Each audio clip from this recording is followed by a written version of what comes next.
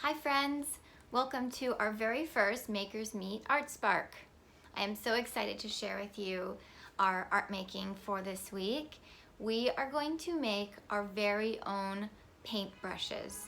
And these are not just any paintbrush, these are paintbrushes made from materials we find in nature. So what you're going to have to do is to go out into the world in your backyard or park or forest or street and take a nature walk and gather all the textures and shapes and materials that you can find that you think might make an interesting paintbrush. This is an experiment and an exploration to see what interesting things you can find in nature that might make some beautiful marks with paint. Some brushes that me and my family made together, I'm going to show them to you here. There are so many different ways that you can make these brushes. And the fun part is exploring and gathering things that are beautiful to see which ones make interesting marks. Here's another one that was a flower, and you can see with our brushes now that they're dried, they're really beautiful and interesting. Right? So your challenge is to just go out and explore, bring a basket or a bag or a bucket so you can gather all your materials, and the more the better, right? Some things that we brought when we were gathering, some simple art scissors are good if you wanted to cut a big bushel of grass, or if you want to be gentle and take a leaf from a tree as opposed to finding things that have fallen. And once you finish gathering, what you'll need to turn them into brushes are something to make the handle. And certain things work really well, like a clothespin from a line. If you have these at home and you can borrow some, these clothespins are really great because then you can put one thing inside or two things and it holds it closed. Some things we can tie with a ribbon and make a brush like this. You can even wrap it up and make a whole handle. One of our artists at home did something like this. And so we were using this yarn, this skein of yarn, or if you have rubber bands or hair ties or ribbon or twist ties, all of those things work really well.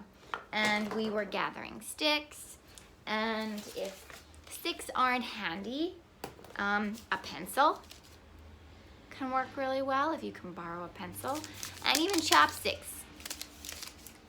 Get real creative about what the sticks are. So we're going to be gathering our supplies, we're going to be building our brushes, and we have help. We can work on these together, and then the most exciting part is you get to paint.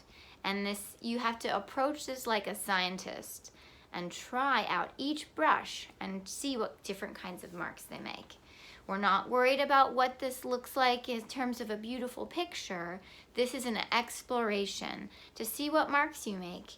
And when we did it, we had lots of fun going outside to explore our painting. So we found our materials, we made our brushes, and we created our painting at the park. And so what we used to bring all our supplies, I had a bucket. So a bucket's really easy, simple way. Everything we needed for our project fit in our bucket. Maybe you have a bag or a backpack. But some of the other things that I brought just a few colors. You don't need a lot of colors, and it doesn't need to be fancy paint. But it is really nice if it's liquid and has a little bit of thickness, like tempera paint. Works really well. And to dish out our paint, to keep it nice and easy and clean, I was using some cupcake liners, but maybe plastic cups or paper cups, or even just a paper plate would work okay. But what's nice about these cups is that you can make a little puddle of the paint for each color, and then you can dip your brush and spread it out.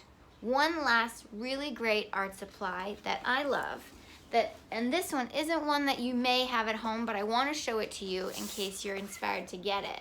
So this is a roll of printer paper canvas that's used to print in special printers. You can see it here.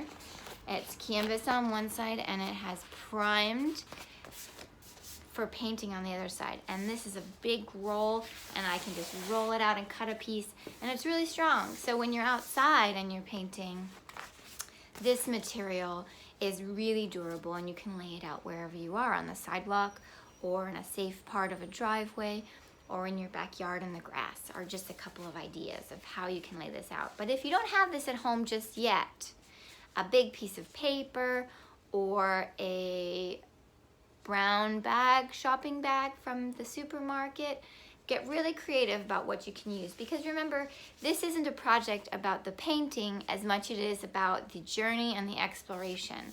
I'm so excited to see what brushes you make and what marks you make. So when you start painting, try all the different ways you can make marks by rolling and daubing and splatting and dotting and stamping. And I want to hear about the brushes that you made and the things that you discovered.